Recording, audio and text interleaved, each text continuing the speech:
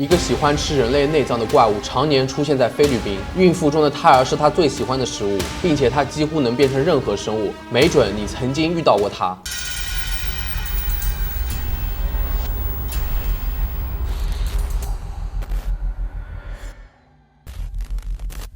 Hello， 大家好，我是正正。今天给大家讲一个东南亚的恐怖生物，它时常出现在菲律宾的民间，因为它经常千变万化，可能没有意识到其实已经遇到过它了。它就是菲律宾恶魔阿斯旺。阿斯旺其实是菲律宾民间传说中各种形形色色恶魔的总称，是吸血鬼、食尸鬼、女巫和野兽的结合体，在整个菲律宾广为人知，是菲律宾神话生物中最可怕的。阿斯旺渴望人类的器官，比如心脏、肝脏、新鲜的血液、胎儿或者尸体来维持自己的生命。他们最喜欢的猎物是孕妇。为了迷惑人，他们还会假装成动物，像狗、猫或者鸟，偷偷靠近人，还不会被人发现。人们总是有一些用来对付他们的办法，就像是在房子的某个地方撒盐，在窗户上、在门上悬挂了一个大蒜灯笼，或者在靠近门的地方放一把扫帚。以前旧房子都有一个开放式的地下室，有些人会在地下室来撒盐驱除阿斯旺。阿斯旺的眼睛都是带血丝的，因为他们通常熬夜去找尸体，然后把他们偷走。而大多数受害者，特别是孕妇，都会随身带一颗子弹来驱除阿斯旺。据说阿斯旺在寻找受害者的时候会有一个同伴提克鸟，每当听到 tick tick 的声音，就意味着阿斯旺就在附近，要小心了。这个声音是鸟飞的时候才会发出的，声音越微弱，其实阿斯旺就离你越近，这是为了迷惑受害者。通常他们的出现会引出黑猫和乌鸦，看到这两种动物就要警惕了，很有可能代表阿斯旺和提克鸟就在附近。阿斯旺种类有很多，一些阿斯旺白天是人，晚上就变成了嗜血的怪物，其中比较著名的是马纳南加尔，通常是女性的形象，是菲律宾神话传说中最危险、最怪异的阿斯旺人之一。白天，马纳南加尔是一个美丽的女人，天亮时藏在山洞中，日落之后，这种生物脱离了上半身，长出了翅膀。在午夜时分，马纳南加尔就会变成一个可怕的怪物，它的脸皱巴巴的，有锋利的爪子和牙齿，可怕的大眼睛，它能够自我分割，切断上面的躯干，身体下部留在地上，靠着长出的翅膀飞入夜空，寻找受害者猎食内脏。在阿斯旺神话中，马纳南加尔经常趁孕妇睡觉的时候进行捕食，他们会在屋顶上耐心地等待着所有人睡着了，开始发动袭击。他们用长长的舌头吮吸胎儿的心脏或者正在睡觉人的血液，切断的下半身仍然能够保持站立的状态。据说身体的中间部分比较脆弱，